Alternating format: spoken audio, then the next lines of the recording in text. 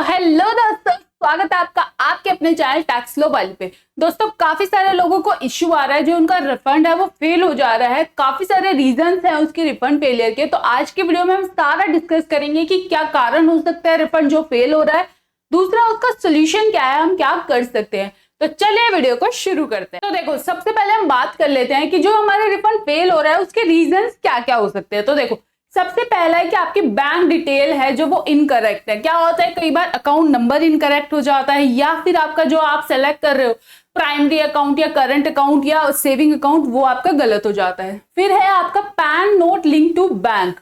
ये तो काफी कॉमन एरर आ रहा है कि क्या हो रहा है, पैन आधार से तो लिंक करा लिया लोगों ने, लेकिन पैन बैंक में लिंक नहीं है। इसके लिए आपको क्या करना है, इसके लिए आपको अपने बैंक में जाना है, या ऑनलाइन है तो ऑनलाइन अपने केवाईसी कराने हैं बैंक में। अगर जब केवाईसी हो जाएंगे तो आपका पैन लिंक हो जाएगा बैंक से।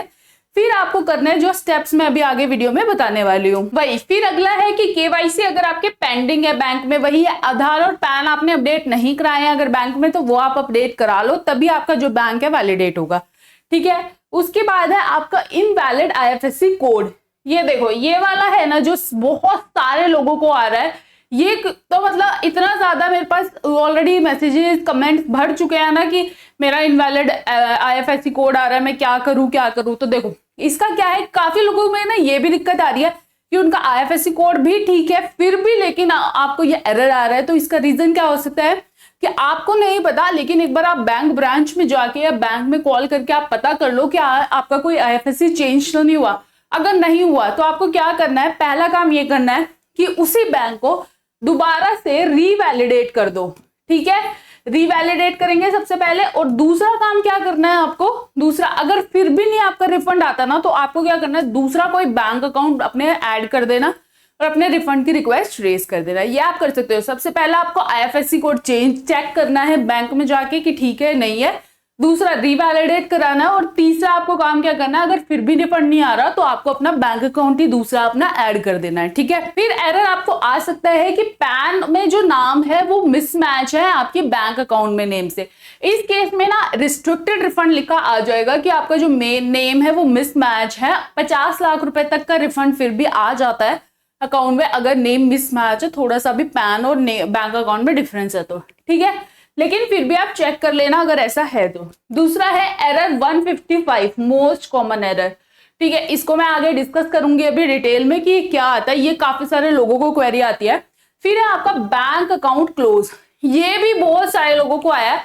हमारे पास ऑलरेडी बहुत सारी क्वेरीज आ गई है कि हमने जो ऐड किया था बैंक अकाउंट वो क्लोज करा दिया था, लेकिन याद ही नहीं रहा कि इनकम टैक्स में मुझे अपडेट कराना, तो मैं अब क्या करूं। आपको क्या करना है इस केस में, सिंपली नया बैंक अकाउंट आप ऐड करो, नॉमिनेट फॉर रिफंड करना है उसको, और फिर आपका जो रिफंड है री इश्यू रिक्वेस्ट आपको रेज करनी है। वो आपको मैं अभी आगे वीडियो में बताने वाली हूँ कि आप कैसे करेंगे। ठीक है। फिर है आईएफएससी लिंकेज इशू। अब ये किस वजह से हो रहा है, देखो काफी सारे जो बैंक्स है ना वो मर्ज हुए थे पीछे, तो उनका आईएफएससी चेंज हो गया था। दूसरा, अगर आपका कोई भी ब्रांच शिफ्ट हो गया, लोकेट हो गया, रीलोकेट कहीं पे हो गया, तो उस वजह से आपका आईएफएससी चेंज हो गया। तो आपको वो भी बैंक ब्रांच में जाके पता करना है कि अगर आपका आईएफएससी चेंज हुआ है तो उसको आपको अपडेट करना है। फिर है हमारा, देखिए मोस्ट कॉमन एरर जो हमारा एरर 155 है, इसकी डिस्कशन कर लेते हैं। ये सबसे ज्यादा इंपॉर्टेंट है, काफी सारे लोगों को आता है। क्या है इसमें, अगर आपने इनकरेक्ट बैंक डिटेल्स डाल दिया है, या तो एमआईसीआर कोड गलत है, अकाउंट नंबर गलत है, या फिर आईएफएससी कोड नेम मिसमैच, इसमें सारे के सारे कवर हो जाते हैं ऑलमोस्ट, कि अगर आपके बैंक डिटेल और आपने जो फिल करी है वो मैच नहीं हो रही है तो आपको 155 का एरर आएगा। अब इस केस में चलो, ये एरर तो हमने डिस्कस कर लिया है कि ये सारे एरर हमको आएंगे, लेकिन इसका सोल्यूशन क्या है। देखो, सबसे पहले आपको क्या करना है, अपने पोर्टल पे लॉगिन कर लेना है। लॉगिन करने के बाद आपको क्या करना है, यहाँ पे पेंडिंग एक्शन में जाएंगे, वर्क लिस्ट में जाना है। आपको दिखेगा जो आपका जो रिफंड फेलियर हुआ है वो किस कारण से हुआ है। यहाँ पे लिखा आ रहा है इनवैलिड आईएफएससी कोड। अब आपको क्या करना है, ये काफी सारे लोगों को आ रहा है। सबसे पहला काम क्या करना है, आपको बैंक अकाउंट में अपना चेक करना है कि कोई आईएफएससी चेंज तो नहीं हुआ। अगर नहीं हुआ, वही सेम आईएफएससी है, तो दूसरा काम क्या करना है, पैन और बैंक अकाउंट में मैच है या नहीं है, पैन लिंक है, केवाईसी हुए हुए बैंक में। अगर ये सब चीजें ओके है तो आपको क्या करना है, देखिए माई प्रोफाइल में जाएंगे, माई प्रोफाइल में बैंक अकाउंट पे क्लिक करना है। बैंक अकाउंट में जाने के बाद आपको जो ये बैंक अकाउंट है, अगर आपका आईएफएससी सेम है, पैन भी है आपके बैंक अकाउंट में लिंक है, सब कुछ ओके है, इसको यहाँ से आपको रिमूव कर देना है, राइट क्लिक करेंगे, रिमूव बैंक अकाउंट पे क्लिक करना है, आपका बैंक अकाउंट रिमूव हो जाएगा। उसके बाद दोबारा से सेम बैंक अकाउंट को सेम IFSC कोड के साथ ऐड कर देना और वैलिडेट कर देना। और अगर IFSC चेंज हुआ है और फिर उसके क्या करना है, अनेबल IFSC EVC भी करना है। इसी बैंक अकाउंट को रीवैलिडेट मत करना, अगर IFSC वगैरह सारी डिटेल सेम है फिर भी एरर आ रहा है तो आपको इसको नहीं करना है, इसको रिमूव करना है पहले, फिर उसको ऐड करना है। ठीक है, बैंक अकाउंट में आने के बाद आपको चेक करना है कि आपका यहाँ पर एलिजिबल फॉर रिफंड लिखा आना चाहिए। दूसरा क्या है, आपको यहाँ पे क्या करना है, राइट क्लिक करना है, बैंक डिटेल्स एक बार चेक कर लेना। डिटेल्स को चेक करने के बाद अनेबल EVC पे क्लिक करना है। EVC आपको चेक कर लेना है, पूरा अच्छे से चेक कर लेना।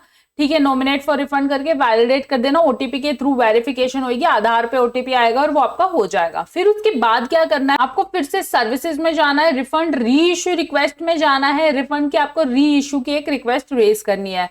अब आपको यहाँ पर ये डिटेल्स आपको शो करेंगे, क्रिएट रिफंड री इशू रिक्वेस्ट पे क्लिक करना है। यहाँ से आप अपनी जो रिफंड री इशू की रिक्वेस्ट है वो आप यहाँ पे क्लिक करके कर सकते हैं।